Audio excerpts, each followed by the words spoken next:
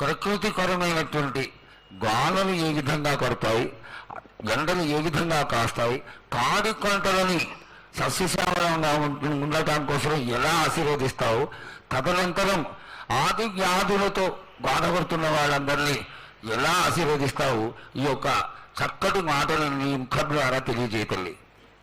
కోరినన్ని వర్షాలు ఉన్నాయి మీకు, పాడి పంటలు కూడా సమృద్ధిగానే ఉన్నాయి మీకు, ఎటువంటి లోటు లేదు మీకు. కానీ మీరు మాత్రం ఆనందంగా సంతోషంగా ఉండండి. ఎటువంటి అనుమానాలు పెట్టుకోకండి.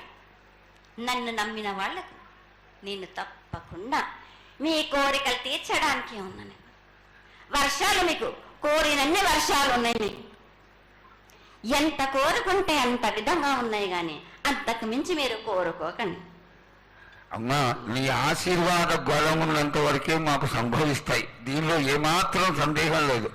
మా తెలంగాణ ప్రజలందరినీ ఎంత ఆనందంగా నువ్వు ఆశీర్వదిస్తున్నావో, లోకంలోని ప్రజలందరినీ కూడా అలాగే ఆశీర్వదిస్తున్నావు.